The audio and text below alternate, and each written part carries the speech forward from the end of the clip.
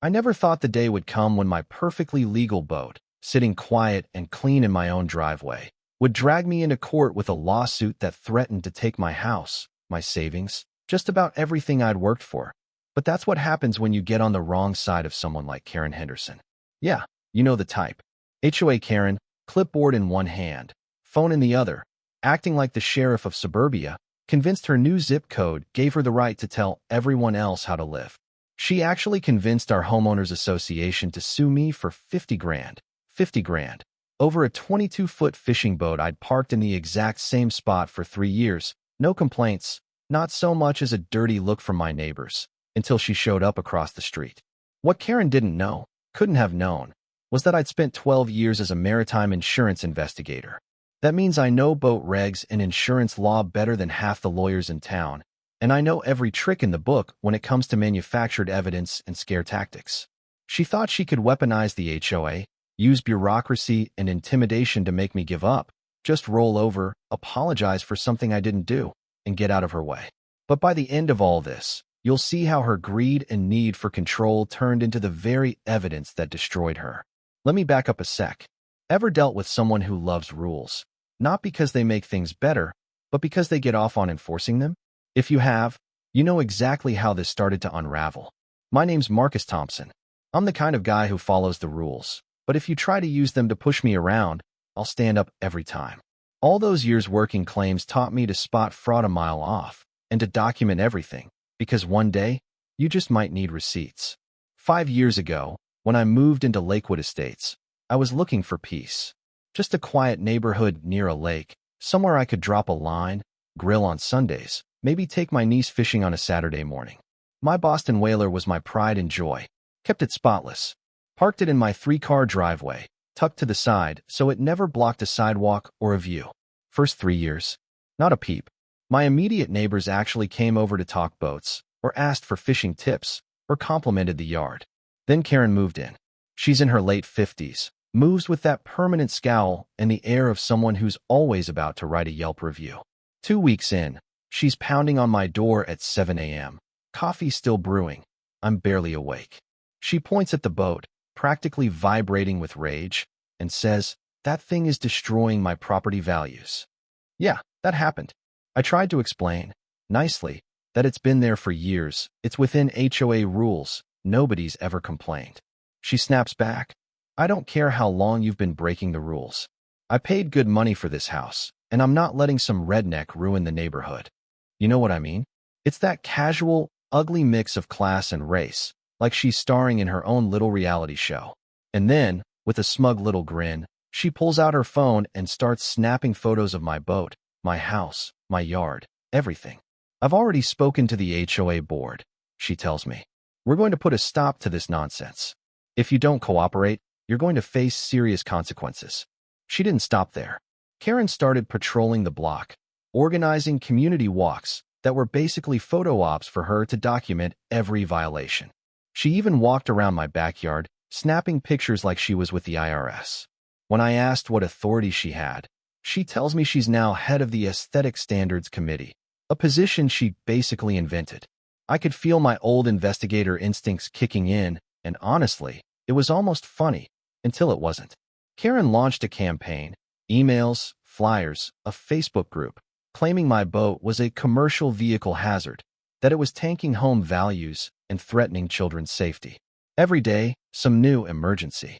Petition in hand, she rallied a handful of neighbors who never cared about the boat until Karen made it their business. Suddenly, I'm getting official HOA letters accusing me of 17 violations, commercial storage, visual blight, even failure to maintain aesthetic standards. Most of these rules didn't exist. I read the bylaws backward and forward. Karen and her allies were either misreading or flat out making things up. So I call William Chun, the HOA board president, hoping for reason. He's sheepish, tells me, "It's not personal, Marcus, but Karen's got all this evidence, all these complaints. We have to act when people raise concerns." But he can't actually produce any of this evidence. No real complaints. Just some emails and photos Karen supplied, plus a supposed property value analysis that turns out to be a Google search of homes nowhere near ours.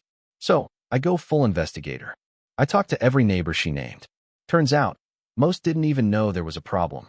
A couple admitted Karen had pressured them to say my boat was hurting home values, but none had actually complained. Her safety concerns. Hypotheticals. Photos digitally altered to make the boat look twice its size, maybe 3 times if you squint. The supposed committee she chaired? Doesn't exist, never did. But here's the twist. I start digging into Karen's background, public records, HOA minutes, all of it. Guess what I find?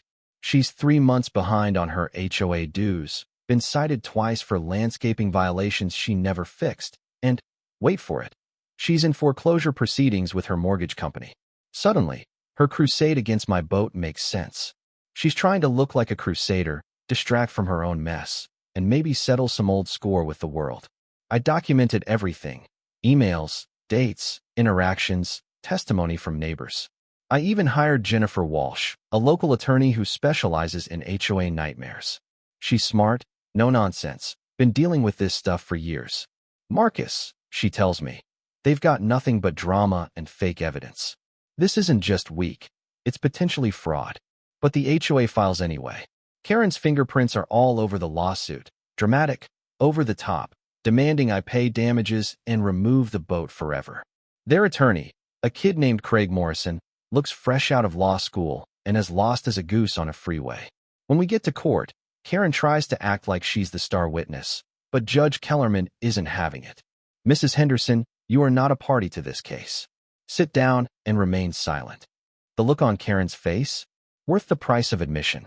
Jennifer's opening statement is surgical.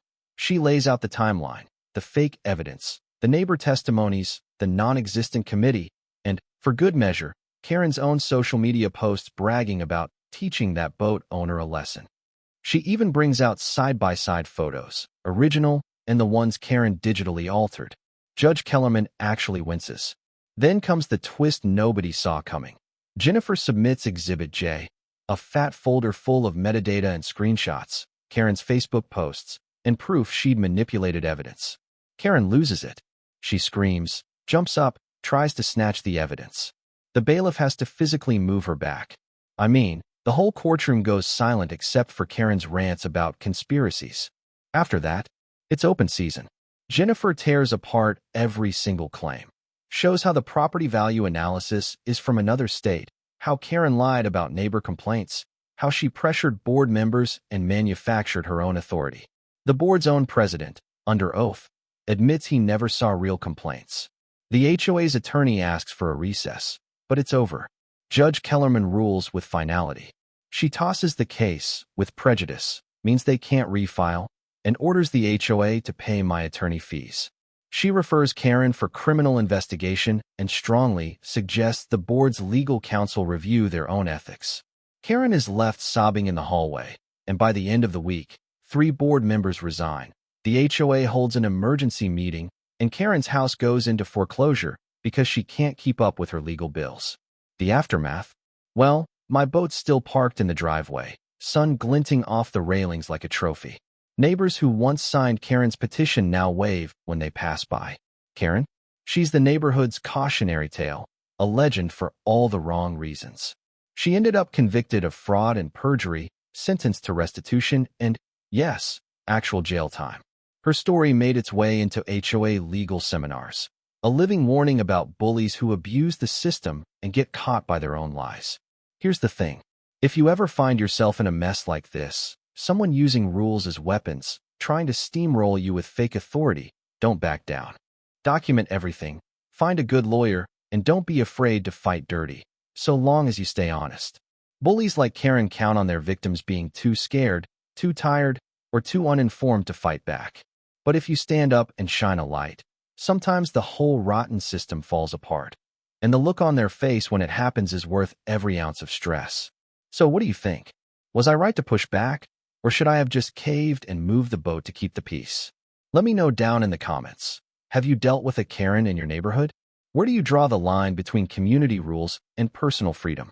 Because sometimes standing your ground is the only way you get to keep what's yours.